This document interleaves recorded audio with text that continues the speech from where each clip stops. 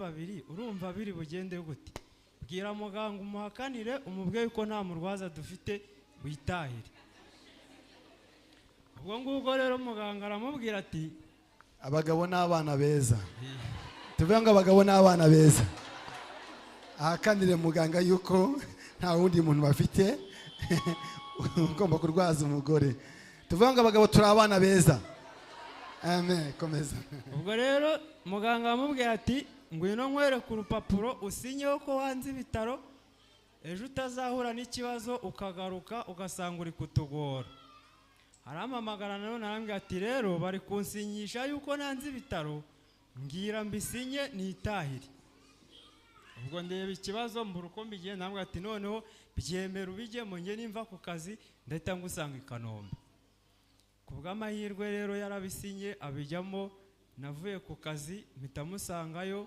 Iryo joro turararana i Kanombe, nyine uragenda ukamurwaza nta kibazo, ntago wagombera ngo uyu ni umumama arwaje umugabo cyangwa se uyu ni umugabo arwaje umugore.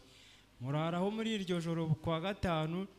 Kuwa gatandatu mu gitondo tubona umuntu uza kumusimbura.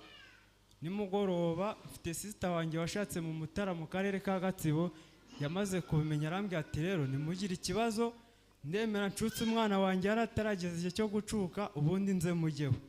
Ku cyumweru mu gitondo ne waruje kumusimbura uwo muvandimwe wari waje kumujyaho. Ibintu birakomeza, abaganga bakajya bakomeza kumuvura bamucisha mu cyuma cya scanner. None umuganga umwe akatubwira ati nta kabyimba kari mu nda ariko ntago ari ugutwita. Undi yaza nimba ari kumanywa uwa nijoro yaza akavuga ati ndi kubona twite ariko nta mwana tubona. Bitwana amayobera.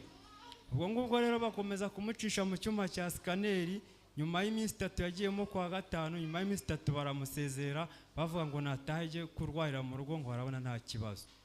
Nyuma yo kuva mu bitari Kanombe rero nta kindi kibazo twahuye nacyo, ahubwo yakomeje kujyaza gusenga hano mu mpera z'ukwezi kwa kane. Urumva byari byabaye mu kwa kabiri no kwa gatatu. Mu mpera z'ukwezi kwa kane nibwo yaje gusenga hano muri aya tariki, wenda sinibuka itariki ariko ni mu mpera z'ukwa kane. Mumuha ijambo ry'ubuhanuzi mubwira yuko mu ntangiro z'ukwa gatanu aribwo azabona yuko yasamye inda y'umwana.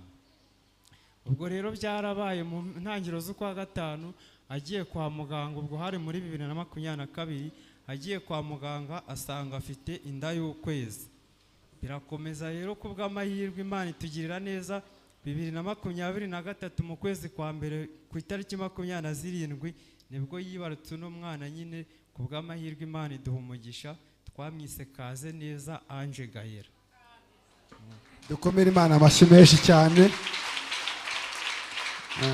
Iri shimwe rirafatika kandi mwakoze kuza gushima Imana kugira ngo natwe ashaka kuvuga nawe.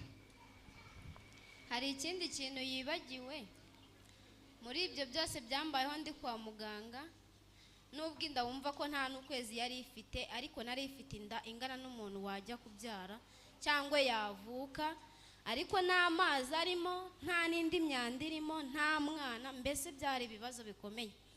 Kandi nahavuye bari bahamagaye umuganga wo kumbaga, byabacanze byabayobeye, babona batazi ikibazo mfite. Imana iritamurura, navuye kwa muganga ntawe umbaze, nta n'ikibazo cyo kuva bikomeye ngize ngo yenda ngo imyanda yari iri mu nda isohoke. Nabonye Imana ibikora, ndataha mu mera Imana icyubahiro.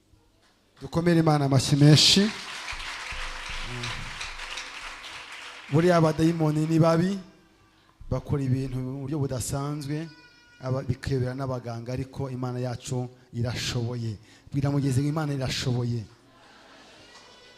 Hanyuma rero tugiye gusengera uyu mwana. Uyu mupapa akiri kuvuga, nabonye umuntu atamika uyu mwana ibintu bitari byiza, kugira ngo aya mashimwe yanyu muhaye muri gushima apfa ubusa.